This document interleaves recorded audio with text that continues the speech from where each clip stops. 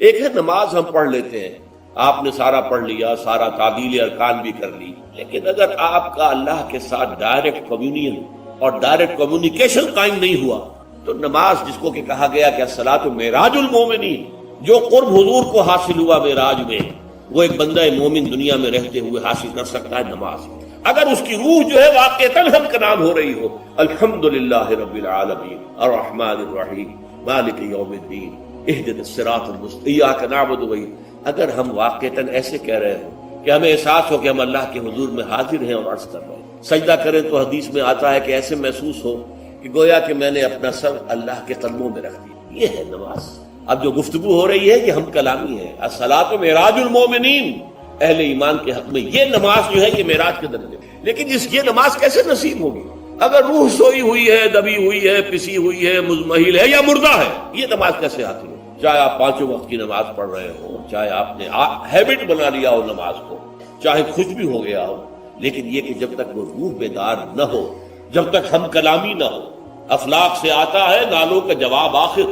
اٹھتے ہیں حجاب آخر، کرتے ہیں خطاب آخر، جب تک یہ نہ ہو، جیسے کہ میں ایک حدیث قدسی انشاءاللہ آج سناؤں گا سورہ فاتحہ کے ضمن میں، کہ اللہ تعالیٰ کے سامنے جب کھڑا ہو کر انسان جب کہتا ہے انی وجہت وجہی للذی فطر السماوات والارض حنیفا، دائیں بائیں سے بالکل اپنا تعلق کاٹ کر میں نے اپنا رخ کر لیا ہے اس اللہ کی طرف جس نے آسمانوں اور زمین کو پیدا ہے۔ اب یہ توجہ وجہ کو، اگر یہ تو ہے چہرہ تو ہم نے کر دیا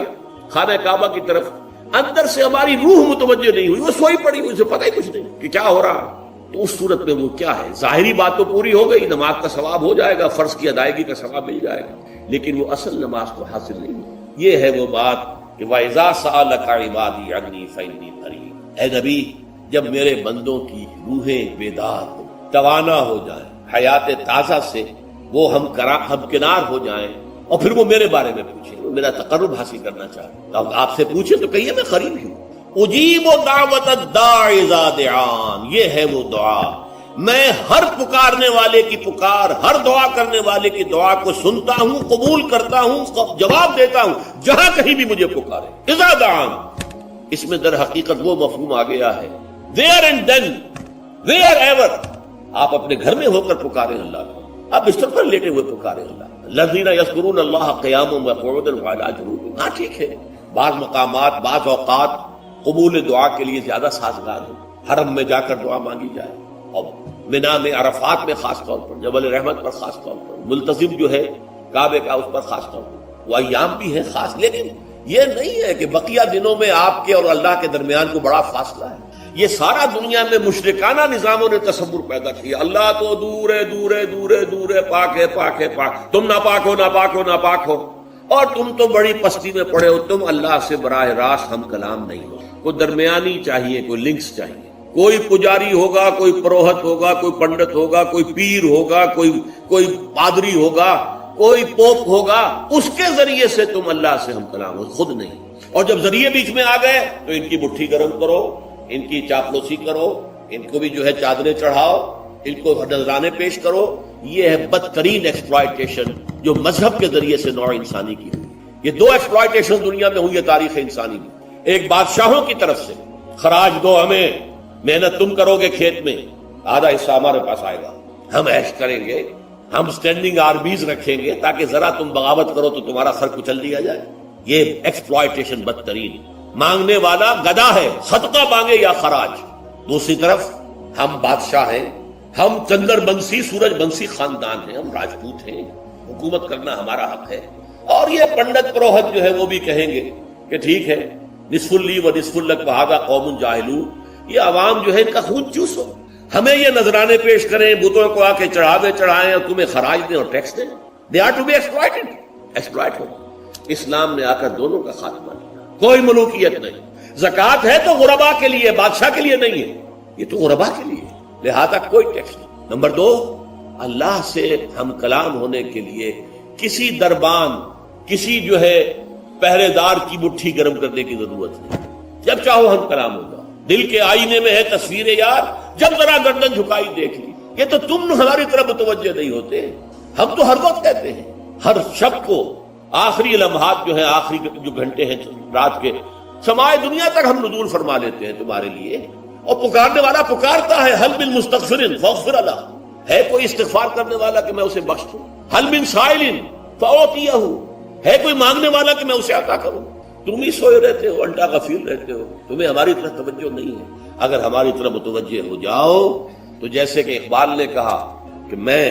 میرے لیے یہ دربان جو ہے پیران کلیسا کو کلیسا سے اٹھا دو، کیوں خالق و مخلوق میں حائل رہے پر، جیسے میں نے اس کو چھوا اور مجھے معلوم ہوا کہ ایک سخت سطح ہے یہاں پر ہے،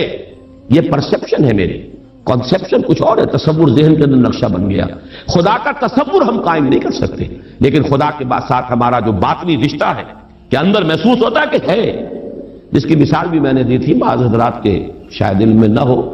کہ جیسے میں اس وقت اس دیوار کو دیکھ رہا ہوں تو ایک تصور میرے ذہن میں قائم ہوا، دیوار اتنی لمبی ہے، اتنی چوڑی ہے، اتنی اونچی ہے، یہ دیوار جو ہے سفید رنگ اس پر ہوا ہے، میں نے ایک تصور قائم کر لیا۔ فرض کیجئے کہ میں اندھا ہوں، میں نہیں دیکھ سکتا، میں جاتا ہوں اور ہاتھ لگا کر دیکھتا ہوں دیوار ہے، کتنی لمبی ہے مجھے نہیں پتا، اس لیے کہ وہ کانسیپٹ تو صرف میرے اس ٹچ سے نہیں ہوئے، یہ تو ایک یک رخا، ایک ون سائیڈڈ میرا اس وقت ایک پرسپشن ہے، لیکن ہے، یہ میں جس زور سے کہوں گا ہے، دیوار ہے، تو ذات باری تعالیٰ کے لیے بس انسان کے پاس یہی ہے کہ ہے، دور بینان بارگاہ الست جس پہ این بردان کہ ہست، بس یہ ہست ہے، باقی کیا ہے کیسا ہے یہ ویسے تو ہم بہرحال مسلمان ہونے کے ناطے اللہ کو ہم مانتے ہیں اسماء و صفات کے ساتھ، تو ہم اس کی صفات کو مانتے ہیں، لیکن تجزیہ چیزیں تو صفات کے بارے میں بھی ہمیں کیا پتا ہے؟ اللہ دیکھتا ہے، کیسے دیکھتا ہے یہ تو نہیں پتا، کتنا دیکھتا ہے یہ بھی ہمیں نہیں پتا، یعنی اس کی بھی اصل حقیقت جو ہے دیکھنے کی وہ تو ہمیں نہیں معلوم۔ اللہ کی کوئی ایسی آنکھیں تو نہیں جس سے وہ دیکھتا ہو، ہمارا دیکھنا تو روشنی کا محتاج ہے، روشنی ہو تو ہم دیکھ سکیں گے، کیا اللہ کا دیکھنا بھی کسی شے کا محتاج ہے؟ قطعاً نہیں۔ تو ہم تصور کیجئے اللہ کا دیکھنا کیا ہے، کچھ نہیں معلوم، ہمیں یہ معلوم ہے وہ دیکھتا ہے، ہمیں یہ معلوم ہے علی کل شیء قدیر، قدرت کتنی ہے اس کی، قدرت کی شان کیا ہے، کیا معلوم ہے؟ تو معلوم یہ ہوا کہ صفات کے بارے میں بھی تجزیہ کریں تو ہمارے ہاتھ پلے ہے کیا، وہ سوائے اس کے کہ ہم ایک صفت اس کی ایک مبہم کیفیت کو جانتے ہیں، وہ سمیع ہے، وہ بصیر ہے، وہ خبیر ہے، وہ قدیر ہے، وہ الحی ہے، وہ القیوم ہے، لیکن اس کی زندگی، ہمارا تو زندگی کا تصور اعلیٰ ترین زندگی تو ہمارے پاس ہے مخلوقات میں سے، اس زندگی کے ساتھ 100 طرح کی لیمیٹیشنز ہیں، 100 طرح کی مجبوریاں ہیں، لیکن یہ کہ کیا اللہ تعالیٰ کی زندگی بھی اس زندگی پر قیاس کی جا سکتی ہے؟ معاذ اللہ۔ تو معلوم یہ ہوا کہ اللہ تعالیٰ کی ذات کے بارے میں تحیر کے سوا کچھ نہیں۔ تیسرا ہے تصور جو سب سے بلند ہے، وہ محبوب حقیقی مطلوب اصلی، لا مطلوب الا اللہ لا مقصود الا اللہ۔ ایک چوتھا تصور ہے وہ میں بعد میں عرض کروں۔ بہرحال قل هو اللہ احد، اب یہاں لفظ احد پر آئیے، اس لفظ کو بھی نوٹ کیجئے۔ ویسے تو عام خیال یہ ہے کہ یہ وحد ان کی بدلی ہوئی شکل ہے، چنانچہ عام رائے یہ ہے کہ احد اور واحد ہم معنی ہیں۔ اکثر مفسرین نے اردو میں جو ترجمے کیے مترجمین نے، وہ کہو اللہ، وہ اللہ ایک ہے، اگرچہ اس پر خاصا اعتراض وارد ہوتا ہے، وہ بھی اللہ کو ایک مانتے تھے، صرف اس کے ساتھ کسی اور کو ایڈ کر لیا تھا، اس اللہ کو تو دو نہیں مانتے تھے، وہ جو بڑا اللہ تھا وہ تو ان کے نزدیک بھی ایک ہی تھا، اور ایک تو ہر شے ایک ہوتی ہے، جو معبود ہے 10 تو ان میں سے بھی ہر ایک اپنی جگہ پر تو ایک ہے، ایک کمپوز ایک اس کا وجود ہے، لیکن بہرحال چونکہ اکثر و بیشتر رائے یہ ہے کہ احد اور واحد تقریباً ہم مانی ہے، ترجمہ کیا گیا کہہ دو وہ اللہ ایک ہے،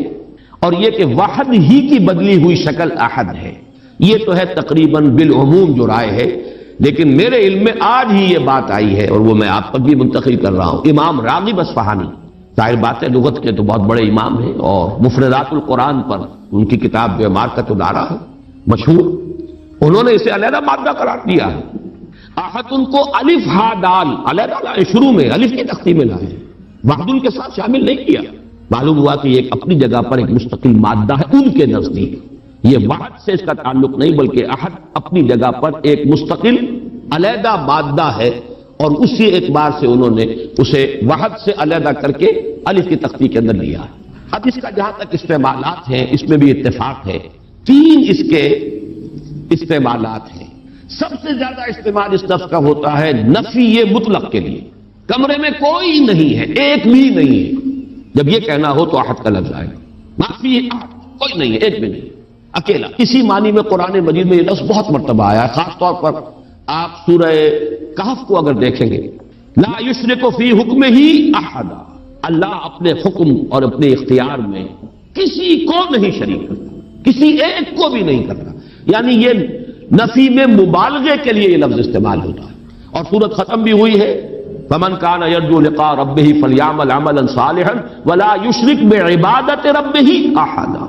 احد کا اکثر و بیشتر استعمال عربی زبان میں نفی مطلق، کوئی نہیں، کوئی بھی نہیں، ایک بھی نہیں، جب اس کو کہنا ہو تو لفظ احد سے کا سہارا لیا جاتا ہے. یا پھر یہ لفظ آتا ہے مضاف یا مضاف الیہ ہو کر، جیسے عشرات کے ساتھ آئے گا احد عشر کوكبا یا احد وعشرون جمع کر کے، یہ گنتی کے ساتھ یہ مضاف ہو رہا ہے. اور یا یہ کہ جیسے کہ مضاف الیہ ہوتا ہے فاما احدکما فیسقی ربہ خمرا. حضرت یوسف علیہ السلام نے فرمایا تھا ان دو نوجوان جو داخل ہوئے تھے جیل میں ان کے ساتھ، انہوں نے اپنے اپنے خواب بیان کیے، تم میں سے، تم دو میں سے ایک، احدکم، جیسے کہ حدیث میں آتا ہے لا یؤمن احدکم حتی یحب لنفسہ حتی یحب لاخیہ ما یحب لنفسہ، یا لا یؤمن احدکم حتی یکون ہواہ طبعا لما جئت بہ، یا یہ کہ لا یؤمن احدکم حتی اکون احب الیہ من والدہ وولدہ والناس اجمعین. اب یہ تین احادیث آ گئی زبان پر. تو احدکم یہ گویا کہ مضاف ہو کر آ رہا ہے. اس طریقے سے یہ لفظ مضاف ہو کر یا مضاف الیہ ہو کر استعمال ہوتا ہے. صرف قرآن مجید میں یہ لفظ ذات باری تعالیٰ کے لیے علیحدہ سے مستقل ایک صفت کے طور پر آیا ہے، قل هو اللہ احد. یہ ایک خاص بات ہے، اس کو نوٹ کر لیجیے کہ یہ لفظ کا یہ استعمال اس اعتبار سے، صفت کے اعتبار سے کسی اور کے لیے غیر اللہ کے لیے ہے ہی نہیں. قل هو اللہ احد، یہ اس یہاں پر آ رہا ہے ایک مستقل صفت علیحدہ، لیکن یہ صرف اللہ کے ساتھ. اب یہاں میں عرض کروں گا کہ میں اس کا ترجمہ جو میں نے آپ کو گنوائے ہیں مولانا فراہی نے کیا ہے بے ہما. قل هو اللہ احد اللہ الصمد، کہہ دو اللہ بے ہما ہے، اللہ باہما ہے. اصلاحی صاحب ان کے شاگرد ہیں، انہوں نے ترجمہ کر دیا ہے بے ہما کا ترجمہ کہہ دو اللہ سب سے الگ ہے اور اللہ سب کے ساتھ ہے. صمد اللہ سب کے ساتھ ہے، باہما، اور احد بے ہما اللہ سب سے الگ ہے. عام طور پر اردو مترجمین، شیخ الہند کو بھی میں نے دیکھا، مولانا اشرف علی تھانوی رحمہم اللہ دونوں کو دیکھا، کہہ دو اللہ ایک ہے. لیکن یہ کہ بہرحال میرا مزاج، میرا ذوق اس ترجمے کو قبول نہیں کرتا. واحد اور ہے، احد اور ہے، یہ شان ہی علیحدہ ہے. اس لفظ کو واحد کے بالکل برابر کر دینا کم سے کم میرا ذوق اسے قبول نہیں کرتا. ویسے قرآن میں وہ لفظ بھی آیا اللہ کے لیے، الواحد القہار، للہ الواحد القہار، واحد ہے، الواحد ہے. لیکن احد یہ شے اور ہے. بہت قریب گئے ہیں مولانا مودودی، وہ لفظ لائے ہیں کہہ دو اللہ یکتا. یکتا کا لفظ میرے نزدیک بہت قریب کی تعبیر ہے، لیکن میں اس کو ایک خاص، میرا چونکہ اپنی ایک رائے ہے اس کے اعتبار سے اس کا میں ترجمہ کر رہا ہوں. کہہ دو اللہ اکیلا ہے. اکیلا وہ ہے جس کے ساتھ کوئی نہیں. اکیلا کس اعتبار سے؟ یہ ہے اصل میں وہ نقطہ. اللہ ایک تو اس اعتبار سے اکیلا ہے کہ وہ صرف ایک اکیلا واحد معبود ہے اور کوئی معبود اس کے ساتھ نہیں. سورہ کافرون کے ساتھ جب آپ جوڑیں گے تو یہ تصور نمایاں ہو کر سامنے آئے گا. میرا اللہ وہ اللہ ہے جو اکیلا ہے، اس کے ساتھ کوئی اور الہ نہیں ہے. لا الہ الا اللہ، اللہ کے سوا کوئی معبود نہیں. یہ در حقیقت مفہوم بنا قل هو اللہ احد. بات وہی ہے جو لا الہ الا اللہ میں کہی گئی ہے، لیکن یہ کہ یہاں پہ اسلوب بدل گیا. قل هو اللہ احد، وہ اکیلا، کوئی اس کے ساتھ نہیں. لیکن اسی کا ایک انتہائی بلند مقام ہے. مقام وہ خطرناک ہے، عام لوگوں کی ذہن سے ذرا بلند تر، اسی لیے عوام اس کے بارے میں مغالطوں میں مبتلا ہوتے ہیں. اور آج کل کا ہمارا ایک بہت بڑا طبقہ چونکہ زیر اثر ہے کچھ ایسے مفکرین کے کہ جن کا ذوق وہ نہیں تھا جو اس سطح کا ہو جو میں ابھی عرض کر رہا ہوں، لہذا وہ اسے شرک سے بھی تعبیر کر بیٹھتے ہیں. اور وہ ہے توحید وجودی. وہ اکیلا ہے. اکیلا ایمانی کہ وجود حقیقی صرف اس کا. یہ توحید وجودی جس کو میں تفصیل سے بیان کر چکا ہوں سورہ حدید میں، هو الاول والآخر والظاہر والباطن، وہی پہلا، وہی آخر، وہی ظاہر، وہی باطن، وہی وہ، اور کوئی ہے ہی نہیں. جو نظر آ رہے ہیں حقیقت میں نہیں ہے. کل ما فی الکون وہم او خیال او عکوس فی المرایا او ظلال، کل جو کچھ نظر آتا ہے موجودات میں یہ وہم ہے یا خیال ہے، یا جیسے شیشے میں عکس نظر آتا ہے، آپ ادھر کھڑے ہیں ادھر بھی نظر آ رہے ہیں، وہاں تو کوئی نہیں ہے، ادھر ہے جو ہے وہ جو کوئی نہیں ہے، وہاں نظر تو آ رہا ہے۔ اور قصر فی المرایا اور ظلال، یا سایہ ہے، درخت کی شاخ اوپر ہے سایہ نیچے پڑ رہا ہے، سایہ کا کوئی وجود نہیں لیکن نظر تو آ رہا ہے، جس کو کہ حضرت مجدد الفسانی نے فرمایا کہ یہ سنے خدا بندیش کہ معدوم را موجود می نمائند، یہ معدوم ہے کائنات، حقیقت میں موجود نہیں ہے لیکن اس کو اللہ تعالیٰ نے موجود کر کے دکھا دیا ہے، نظر آ رہا ہے۔ جیسے وہ آتشی دائرے کی مثال میں نے دی ہے بارہا، یہ حضرت مجدد کی دی ہوئی مثال ہے کہ اگر آپ ایک قندیل لے لیں، لکڑی ہے ایک لمبی، اس کے ایک سرے کے اوپر آپ نے کپڑا باندھا، تیل ڈال دیا، مٹی کا آگ لگا دی، یہ شعلہ جوالا ہے، اب اس لکڑی کو تیزی کے ساتھ دائرے میں حرکت دیجئے، دیکھنے والوں کو آتشی دائرہ نظر آئے گا، جبکہ آتشی دائرے کا کوئی وجود نہیں، وجود آپ کو معلوم ہے صرف اس ایک نقطے کا ہے، وہ ایک شعلہ جوالا ہے حقیقی، یہ دائرہ جو نظر آ رہا ہے، ہر چند کہے کہ ہے نہیں ہے، اس کا وجود کوئی نہیں، نظر تو آ رہا۔ تو اپیئرنس اینڈ ریئلٹی یہ بڑی مارکت الآرا کتاب ہے فلسفے کی، یہ در حقیقت جو کچھ نظر آ رہا ہے یہ ایک سراب ہے، حقیقت یہ نہیں ہے، حقیقی وجود صرف اللہ، اس کو میں یعنی وجود کے اعتبار سے توحید وجودی، یعنی میں نے جو ابھی گنوایا تھا، لا معبود الا اللہ، لا مطلوب الا اللہ، لا مقصود الا اللہ، لا محبوب الا اللہ، لا موجود الا اللہ، یہ وہ توحید وجودی ہے۔ شاہ ولی اللہ دہلوی رحمۃ اللہ علیہ فرماتے ہیں کہ یہ ہے توحید کی بلند ترین منزل، اور یہاں آ کر وحدت الوجود اور وحدت الشہود ایک ہو جاتے ہیں، ان میں کوئی فرق نہیں، تعبیر کا فرق۔ کیونکہ میری یہ رائے ہے، لیکن یہ فلسفے کا مسئلہ ہے، میں اس کو بیان نہیں کرنا چاہتا۔ قرآن مجید میں یہ مسئلہ یا سورہ حدید کی اس آیت میں آیا ہے، قرآن سے باہر سے بات نہیں کر رہا ہوں، لیکن یہ کہ ہر شخص کے ذوق کی چیز نہیں ہے، ہر شخص کا یہ نہ مزاج ہے، نہ ذوق ہے، نہ اس میں استعداد ہے، نہ صلاحیت ہے کہ ان مسائل پر غور کرے۔ تو میں یہ نہیں چاہتا کہ لازماً آپ میری اس رائے سے اتفاق کریں، لیکن یہ میں ضرور چاہتا ہوں کہ اگر سوء ظن ہے آپ کے دل میں کہ جو لوگ اس بات کو مانتے ہیں وہ مشرک ہو گئے، اس کو ذہن سے نکال دیجئے، اس لیے کہ پھر ناوک نے تیرے سید نہ چھوڑا زمانے میں، شاہ ولی اللہ بھی مشرک ہوں گے، حضرت مجدد بھی مشرک ہوں گے، باقی یہ رومی یہ تو ہے، ان کی تو خیر حیثیت ہی کیا ہے بیچاروں کی، وہ تو سب کے سب مہا مشرک شمار ہو جائیں گے، کوئی نہیں بچے گا پھر جو بھی ہمارے اکابر ہیں۔ ہاں محمد ابن عبد الوہاب بچ جائیں گے، ابن تیمیہ بچ جائیں گے رحمہم اللہ، باقی یہ کہ ان کے سوا بچنے والا اور کوئی نہیں ہے۔ تو یہ توحید وجودی یا وحدت الوجود یا وحدت الشہود میرے نزدیک قل هو اللہ احد، کہہ دو وہ اللہ ہے اکیلا تنہا۔ مجھے وہ بار بار جب میں سوچ رہا تھا قیس جنگل میں اکیلا ہے مجھے جانے دو، ہو گزرے گی جو مل بیٹھیں گے دیوانے دو، اللہ اکیلا ہے۔ اور واقعہ یہ ہے، یہ تصور جو ہے اگرچہ بہت بلند ہے، لیکن کبھی اگر اس کے کہیں کناروں تک بھی رسائی ہو جائے انسان کی تو اس کی جو ایک وسعت پیدا ہوتی ہے اس کے ذہن میں، اس کا مینٹل ہورائزن وہ جو اس قدر وسیع ہو جائے گا، وہ اس کا تصور وہ شخص نہیں کر سکتا کہ جس کا کوئی بھی اس کے حاشیہ خیال میں یہ بات نہ آ سکتی۔ لیکن اس کا یہ مفہوم اگر نکال لیا جائے، عام لوگوں نے یہ سمجھا اس کا مطلب ہر شے خدا ہے، اگر کوئی شے موجود نہیں جبکہ تجھ بن نہیں کوئی موجود، پھر یہ ہنگامہ ہے خدا کیا ہے؟ کچھ نہیں ہے، نہیں ہے۔ یہ اصل میں جو وحدت الوجود ہے وہ یہ نہیں ہے کہ یہ سب چیزیں خدا ہیں، بلکہ یہ کہ خدا ہی ہے، باقی کچھ موجود نہیں، جو کچھ نظر آ رہا ہے وہ توہم ہے، خیال ہے، یہ صرف اپیئرنس ہے، اور اپیئرنس آپ کو معلوم ہے ہر وقت بدلنے والی شے، پینٹا ہائی، ایوری تھنگ از چینجنگ، یہ سب ٹرانزینٹ چیزیں ہیں کہ جو گزر رہی ہیں، جیسے لہریں ہیں، لہر نظر آتی ہے لہر ہے، لیکن یہ کہ یہ بالکل عارضی سا ایک وجود ہے، اعتباری سا وجود ہے، لہر کا حقیقت میں کوئی وجود نہیں۔ اسی طریقے سے یہ کائنات ہے، تو یہ نہیں ہے کہ جو کچھ ہے وہ خدا ہے، معاذ اللہ، یہ ہماوست ہے، اور یہ در حقیقت کفر بھی بن جاتا ہے، شرک بھی بن جاتا ہے۔ لیکن توحید وجودی یا وحدت الوجود یہ بالکل مختلف شے ہے، اور میرے نزدیک اس آیہ مبارکہ کا اصل مدلول یہ ہے، قل هو اللہ احد، بلند ترین توحید توحید وجودی، لا معبود الا اللہ سے لے کر لا موجود الا اللہ، اس لیے کہ احد کا لفظ واحد نہیں ہے، اکیل یکتا، لیکن اس سے بھی آگے بڑھ کر جو ترجمہ میں کر رہا ہوں وہ یہ ہے کہ کہہ دو اللہ اکیلا ہے، کوئی اس کے ساتھ نہیں۔ جیسے کہ غالباً حضرت بایزید بستامی کے بارے میں آتا ہے کہ ان کی محفل تھی تو ان کا کوئی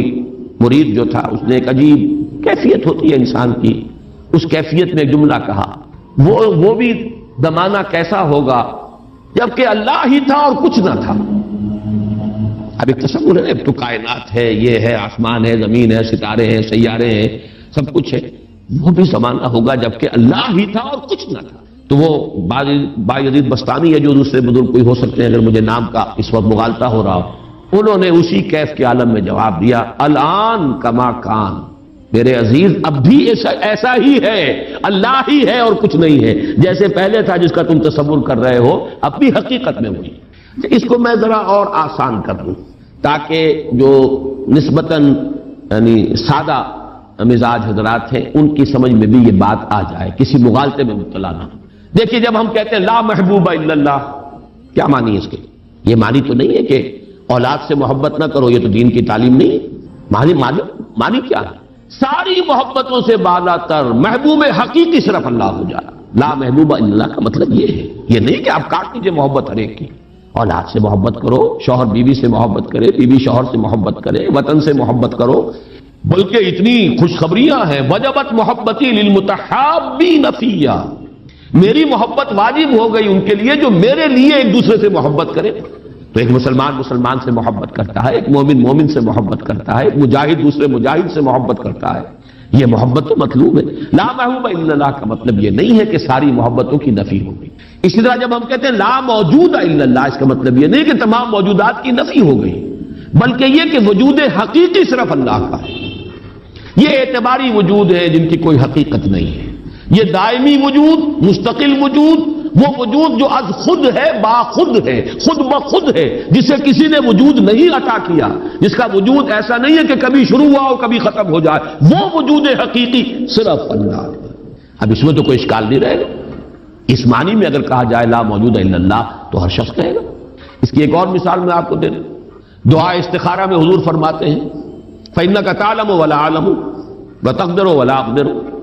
اے اللہ میں تجھی سے استخارہ کر رہا ہوں، انی استخیرک بعلمک واستقدرک بقدرتک واسألک من فضلک العظیم فإنک تقدر ولا اقدر وتعلم ولا اعلم، تو جانتا ہے میں نہیں جانتا، تو قدرت رکھتا ہے مجھے کوئی قدرت حاصل نہیں۔ تو کیا کوئی قدرت حاصل نہیں تھی حضور کو؟ کیا کچھ علم حاصل نہیں تھا حضور کو؟ یہ بمقابلہ علم خداوندی، بمقابلہ قدرت خداوندی کل موجودات کی قدرت اور ان کی نفی مطلق ہو جائے، کوئی علم نہیں۔ یہی بات یہاں کہہ دیجیے، کوئی وجود نہیں ہے، وجود حقیقی صرف اللہ۔ بہرحال یہ تمام تصورات ان کی تعبیرات ہیں، تعبیرات میں ذرا سخت سے سختر مقامات بھی آ جاتے ہیں، مشکل سے مشکل تر مقامات بھی آ جاتے ہیں، میں اس کی تفصیل میں اس وقت نہیں جا رہا، لیکن میرے نزدیک اس سورہ مبارکہ کی پہلی آیت اس عظیم ترین سطح پر توحید کو بیان کر رہی ہے، اور یہ جیسا کہ میں نے عرض کیا تھا جب تک یہ بات سامنے نہ آئے، چار اعتبارات سے کس طریقے سے توحید کے بیان کو اس صورت نے سمو لیا اپنے اندر اور جمع کر لیا ہے، تبھی اس کی وہ عظمت ہے کہ ثلث قرآن کے مساوی یہ صورت ہے، تبھی اس سے صحابہ کی وہ محبت کا راز جو ہے وہ کھلتا ہے کہ کیوں ہے، ایسے ہی نہیں ہے۔ قل هو اللہ احد، کہہ دو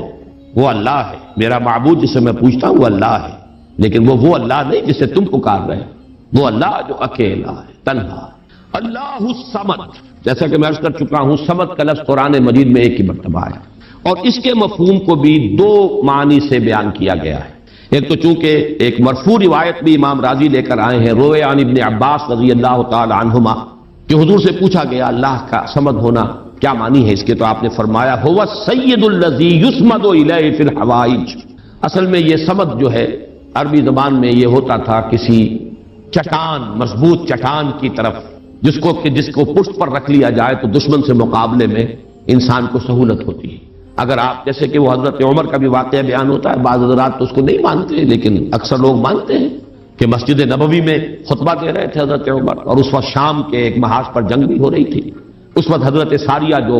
امیر الجیش تھے وہ کوئی غلطی کر رہے تھے، اسٹریٹجک مسٹیک ہو رہی تھی کہ انہوں نے پوزیشن ایسی لے لی تھی کہ جو غلط تھی جنگی تدبیر کے اعتبار سے، تو حضرت عمر نے وہی اللہ نے کہیں دکھا دیا، اللہ کو قدرت حاصل ہے وہ دکھا دے۔ آج ٹیلی ویژن سے آپ دیکھ سکتے ہیں تو اللہ تعالیٰ بغیر ٹیلی ویژن کے آج سے 1400 برس قبل دکھا سکتا تھا، انہونی بات نہیں ہے کہ وہ نقشہ سامنے آ گیا، جیسے حضور فرماتے ہیں جب آپ سفر معراج سے واپس آئے، جب سوال کیے لوگوں اچھا آپ مسجد اقصی میں گئے تھے، وہاں گئے تھے، وہاں کتنی کھڑکیاں ہیں، کتنی کڑیاں ہیں، کیا ہے؟ تو اب حضور ایک دفعہ چونکے کہ اب یہ میں نے کوئی کھڑکیاں تو نہیں گنی وہاں پر، لیکن یہ کہ اگر مجمع میں آپ نہ بتا سکتے تو تالیاں پڑ جاتی۔ اس وقت اللہ نے فوراً وہ جو ہے لا کر سامنے کھڑا کر دیا وہ نقشہ، اور حضور دیکھ دیکھ کر بیان کرتے رہے یہ ایسا ہے ایسا ہے۔ تو یہ تو در حقیقت بالکل اللہ کی قدرت سے ہرگز کوئی اس میں بوجھ نہیں۔ تو حضرت عمر نے وہی فرمایا ہے اور صحابہ نے سنا ہے، یا ساریۃ الجبل، یا ساریۃ الی الجبل، ہے ساریہ کیا غضب کر رہے ہو، غلطی کر رہے ہو، پہاڑ کی طرف جاؤ، پہاڑ کو پشت پر رکھو۔ پہاڑ پشت پر ہو تو آپ پشت کی طرف سے اب محفوظ ہو گئے، آپ یکسو ہو کر سامنے سے دشمن کا مقابلہ کر سکتے، اور اگر اندیشہ رہے کہ کہیں پیچھے سے کوئی حملہ آور نہ ہو جائے تو وہ توجہات جو ہیں وہ منقسم رہے گی۔ بہرحال یہی معاملہ ہے صمد کا، وہ ہستی جس کی طرف رجوع کیا جائے، جس کو پناہ گاہ سمجھا جائے، جس کی طرف اپنی مشکلات کے اندر رجوع کیا جائے، اور اس اعتبار سے پھر وہی مطلوب بن جاتا ہے، وہی مقصود بن جاتا ہے، وہی محبوب بن جاتا ہے، اسی کی عزت کی جاتی ہے، اسی کی تکریم ہوگی، اسی کا اعزاز ہوگا، اس کے سامنے انسان جو ہے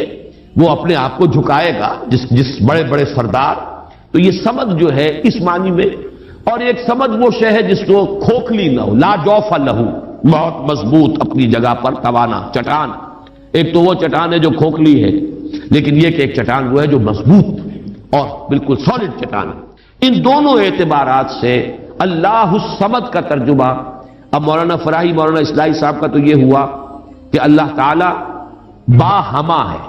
ذات میں بے ہما، کسی سے اس کا کوئی تعلق نہیں، یکتا بلکہ اکیلا۔ لیکن یہ نہیں ہے کہ مخلوق سے منقطع ہے، مر گئے ہم انہیں خبر نہ ہوئی، یا یہ ہے کہ مخلوق کی دعائیں نہ سنتا ہو، مخلوق کی حاجت روائی نہ کرتا ہو، نہیں، سب کا ملجا وہی ہے، سب کا ماوا وہی ہے، سب کے لیے پناہ گاہ وہی ہے، سب کی حاجت روائی کرنے والا وہی ہے، تو وہ اللہ صمد ہے۔ یہ دو احد اور صمد جو ہے اس نے جڑ کر اصل میں اسی طریقے سے ایک تصور کو مکمل کیا ہے، جیسا کہ آیت الکرسی میں اللہ لا الہ الا ہو الحی القیوم، الحی اور القیوم، الحی از خود زندہ، زندہ جاوید، اور قیوم باقی پوری کائنات کو تھامے ہوئے، سنبھالے ہوئے، پوری موجودات کا یہ سارا سلسلہ یہ محتاج ہے اللہ کا۔ اس کی میں نے پہلے بیان کی ہے، بہترین تمثیل وہ ہے جو مولانا مناظر حسن گیلانی رحمۃ اللہ علیہ نے دی ہے، ربط الحادث بالقدیم کی مثال۔ اللہ کی ذات اور اس کائنات کے درمیان ربط اور تعلق کیا ہے؟ انہوں نے مثال دی ہے کہ آپ اپنے ذہن میں نقشہ قائم کیجئے، تاج محل کا نقشہ، جس نے تاج محل دیکھا ہو، چلیے آپ نے مینار پاکستان دیکھا، مینار پاکستان کا تصور کیجئے، ذہن میں نقشہ قائم کیجئے۔ یہ ذہن میں جو نقشہ قائم ہوا ہے، آپ اس کے اوپر بھی ہیں، باہر بھی ہیں، اندر بھی ہیں، پیچھے بھی ہیں، نیچے بھی ہیں، آپ ہی آپ ہیں، وہ تو اس کا وجود ہی کوئی نہیں، لیکن ہے ذہن کے اندر ایک تصور قائم ہے اس وقت، اور یہ تصور اسی وقت تک قائم رہے گا جب تک کہ آپ کے ذہن کا ارتکاز ہے، توجہ اس پر ہے، توجہ ہٹی نہیں کہ اس کا کوئی وجود ہے ہی نہیں، وجود ختم۔ بالکل یہی معاملہ اس کائنات کا، یہ سارا سلسلہ اس کا قیوم اللہ ہے، تھامے ہوئے، اسی کی توجہ، اسی کی عنایت، اسی کی ربوبیت، اسی کی خبرگیری، اسی کی تدبیر، یہ سب اس کو تھامے ہوئے۔ تو اپنی ذات میں الحی، کائنات کے لیے القیوم، اسی طرح اپنی ذات میں الاحد، اکیلا، تنہا، بے ہما، اور پوری کائنات اور جملہ موجودات کے لیے الصمد، اسی کی طرف رجوع، اسی کی طرف توجہ، وہی مطلوب، وہی مقصود، وہی محبوب، وہی حاجت روا، وہی مشکل کشا۔ اس اعتبار سے اس میں توحید عملیہ، اسی سے مانگو، اسی سے پناہ طلب کرو، اسی کی طرف توجہ کرو، انی وجہت وجہی للذی فطر السماوات والارض، اسی سے لو لگاؤ، اسی سے حاجت روائی کے لیے سوال کرو، اسی کے سامنے مشکلات پیش کرو، یہ تب جو ہے پھر اسی کی عبادت کرو، اسی کی اطاعت کرو، اسی کی بندگی کرو، اسی کی توقیر کرو، اسی کی تعظیم کرو۔ یہ تمام چیزیں کہ جو عمل میں آ جائیں گی وہ توحید وجودی، یہ توحید عملی۔ قل هو اللہ احد اللہ الصمد۔ تیسری آیت میں ہے توحید ذاتی، لم یلد ولم یولد۔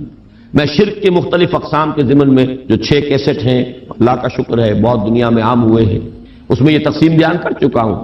شرک فی الذات، شرک فی الصفات، اور شرک فی العمل یا شرک فی الحقوق، یہ 3 شرک ہیں۔ شرک فی العبادت، یہ تیسری جو نوعیت ہے، اس کے لیے شرک فی الحقوق بھی کہا جا سکتا ہے، اسی کا حق ہے کہ اس کی عبادت کی جائے۔ اور اسی کو اس کو شرک عملی بھی کہہ سکتے ہیں۔ بہرحال شرک عملی کی جڑ کاٹ دی اللہ الصمد۔ پہلا جو توحید کا درجہ ہے بہت بلند ہے، بہت اونچا ہے، یہ حکماء اور فلاسفہ کی بھی چوٹی کے لوگ، جہاں حکمت اور تصوف دونوں چیزیں جا کر جڑ جاتی ہیں، وہ ایک مقام ہے۔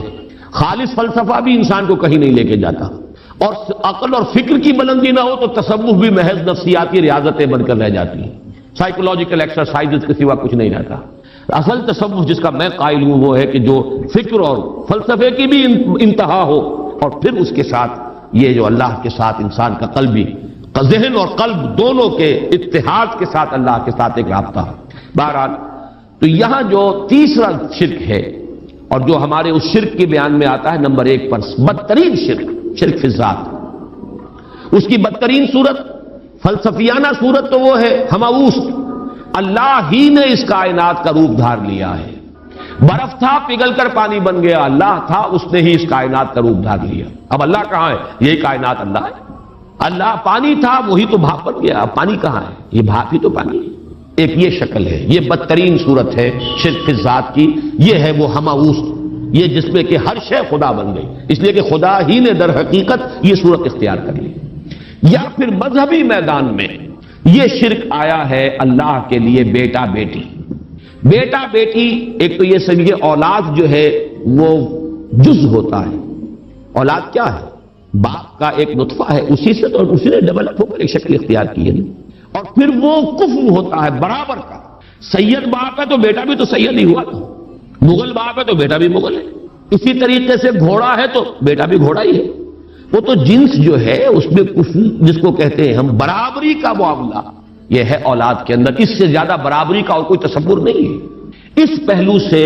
لم یلد ولم یولد نے جڑ کاٹی ہے ان تصورات کی کہ حضرت مسیح کو خدا کا بیٹا بنا دیا گیا، کسی نے حضرت عزیر کو خدا کا بیٹا بنا دیا،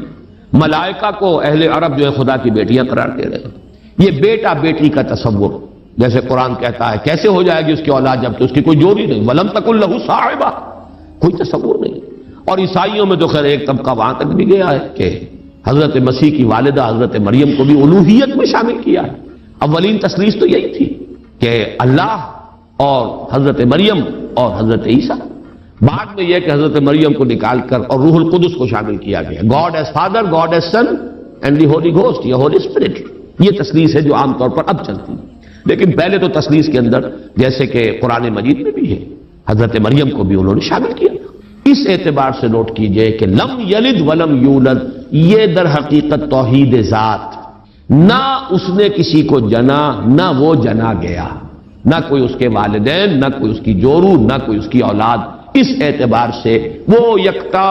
تنہا، اکیلا، یونیک، انگریزی کا لفظ یونیک جو ہے وہ میں سمجھتا ہوں کہ شاید سب سے زیادہ قریب ترین تعبیر کرے گا، ایک یونیک ایگزسٹنس ہے جس کو کسی پر قیاس نہیں کیا جا سکتا، لا مثل لہ ولا مثال لہ ولا مثیل لہ، اس کے لیے کوئی مثال نہیں۔ لیس کمثلہ شیء وہو السمیع البصیر، اس کے مثال جیسی بھی کوئی شے نہیں ہے۔ یعنی یہ اب اس سے زیادہ ہماری زبان ہے، عربی زبان بھی تو آخر انسانوں کی زبان تھی، اس میں کسی ایک ایبسولوٹ اور مطلق تصور کو پیش کرنے کی جو لیمیٹیشن ہے وہ بڑھ نہیں۔ لیسا کمثلہ شیء، اب یہ اس سے زیادہ جو ہے نفی کرنا مثلیت کی وہ ممکن نہیں۔ اور جیسا کہ میں نے اپنی تقریروں میں بیان کیا ہے، اس شرک پر اللہ کا غضب سب سے زیادہ بھڑکتا ہے، اس لیے کہ یہ تو ذات پہ شریک کر دیا آپ نے اللہ کی، کیونکہ یہ فلسفیانہ ہماؤس وغیرہ عرب میں وہاں موجود نہیں تھے، یہ ہندوستان کی بیماریاں تھیں، لہذا قرآن مجید میں اس کا ذکر اس انداز میں نہیں ہے۔ البتہ شرک فی ذات کی ایک شکل کے جو وہاں موجود تھی وہ بیٹا بیٹی کا تصور، اور شرک فی ذات ہی کی دوسری شکل جو ہندوستان میں یا اور دوسری جگہوں کے فلسفیانہ مذاہب میں ہے وہ ہماؤس کہ خدا ہی نے در حقیقت یہ روپ، وہ انکارنیشن کہیں یا یہ کہ یہ حلول و اتحاد ایجا محالست، یہ سارے تصورات جو ہیں یہ فلسفیانہ ہیں۔ لم یلد ولم یولد ولم یکن لہ کفوا احد، اور نہیں ہے کوئی بھی اس کا کفو۔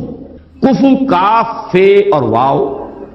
اور کاف فے اور حمزہ، پھر یہی وہ ہے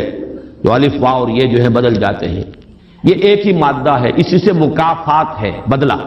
جیسا دنہم کما دانو مکافات۔ کف جو ہے کہتے ہیں ہم سر، جس کے لیے ہمارے ہاں جب علماء تقریریں کرتے ہیں تو جو ان کے خطبات ہوتے ہیں، لا ضد لہ ولا ند لہ، ضد اور ند یہ در حقیقت جو بھی ہمسر ہوگا وہ تو مقابلے میں آئے گا، وہ تو چیلنج کرے گا کہیں نہ کہیں. تو ضد بھی کہتے ہیں کسی کا حریف، ند مخالف. اور یہ لفظ حضور صلی اللہ علیہ وسلم نے استعمال فرمایا تھا جبکہ کسی صحابی کی زبان سے الفاظ نکل گئے، ما شاء اللہ و ما شئت، جو اللہ چاہے اور جو آپ چاہیں. حالانکہ اس میں ظاہر بات ہے کہ ان کی نیت میں کہیں بھی وہ بات نہیں ہو سکتی تھی کہ برابر کر رہے ہوں حضور کی مشیت کو اللہ کی مشیت کے ساتھ، لیکن یہ کہ چونکہ لفظ میں اشتباہ تھا، لفظ میں برابری سی ہو گئی ہے، ما شاء اللہ و ما شئت، تو آپ نے فرمایا، فوراً ٹوک دیا، اجعلتنی للہ ندا، کیا تم نے مجھے اللہ کا مد مقابل بنا دیا؟ مشیت تو ایک ہی ہے، اسی کی مشیت چلتی ہے، کتنا ہی چاہے انسان. انک لا تہدی من احببت ولکن اللہ یہدی من یشاء، آپ کتنا ہی چاہیں کسی کو ہدایت دینا، آپ کے اختیار میں نہیں ہے کہ جسے چاہیں ہدایت دے دیں، یہ تو اللہ کی مشیت ہے، اس کا اختیار ہے. تو کفر جو ہے، اب یہ کفر جو ہے یہ توہین صفات ہے، برابر ہوتا ہے انسان صفت میں. اب جیسے میں نے عرض کیا تھا نا، اور یہ تقریریں میں نے تفصیل سے کی ہوئی ہیں، ہماری مجبوری ہے، ہماری زبان میں الفاظ مشترک ہیں، صفات کے لیے وہی لفظ اللہ کے لیے استعمال ہوگا، وہی لفظ بندوں کے لیے استعمال ہوگا. اللہ بھی علیم ہے، انسان بھی علیم ہوتے ہیں، بلکہ علامہ بھی ہوتے ہیں. علامہ بہت بڑی شے ہے. حالانکہ واقعہ یہ ہے کہ علم اللہ کے لیے، علم بندے کے لیے، لفظ ایک ہے، زمین و آسمان کا فرق ہے مضمون میں.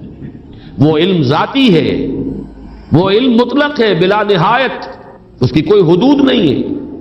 وہ علم قدیم ہے، ہمیشہ سے تھا، حادث نہیں ہے. اور ہمارا علم، ہمارے سے مراد ہمارا ہو، انبیاء کا ہو، اولیاء کا ہو، کسی کا ہو، بڑے سے بڑے سائنسدان کا ہو، بڑے سے بڑے ولی کا ہو، فرشتوں کا ہو، انبیاء کا ہو، کسی کا ہو، وہ علم یقیناً حادث ہے، قدیم نہیں. وہ یقیناً عطائی ہے، ذاتی نہیں. وہ محدود ہے، لامحدود نہیں. یہ تین جب شرطیں عائد کی جائیں گی اور یہ تینوں مستحضر ہوں، تب اس شرک فی صفات سے انسان بچتا ہے اور کفر بنا دینے سے انسان بچ سکتا ہے، ورنہ الفاظ میں اشتراک ہو جائے. اور یہی اشتراک ہے موجود میں، ہم بھی موجود، اللہ بھی موجود. ہم کہاں کے موجود؟ اس کا وجود ذاتی، اس کا وجود حقیقی، اس کا وجود مطلق، اس کا وجود قدیم، اس کا وجود قائم و دائم، ہمیشہ ہمیشہ رہنے والا. وہ کوئی عطائی وجود نہیں ہے کہ کسی اور نے وجود دیا ہو. ہمارا وجود مستعار، دیا ہوا، عطا کردہ. لائی حیات آئے، قضا لے چلی چلے، اپنی خوشی سے آئے نہ اپنی خوشی چلے. ہمارا وجود محدود، ہمارا وجود عطائی، ہمارا وجود حادث. نہیں تھے، ہو گئے ہیں، پھر وقت آئے گا نہیں رہیں گے. تو وجود کا لفظ مشترک ہے، اللہ بھی موجود اور ہم بھی موجود. وہ وجود مطلق، اور یہ جو ہے ممکن الوجود، یہ ممکنات ہے، یہ اعتباری وجود ہے، اس کے سوا کچھ نہیں. تو کسی بھی اعتبار سے اللہ کے ہم سر، ہم پلہ، ضد اور ند کسی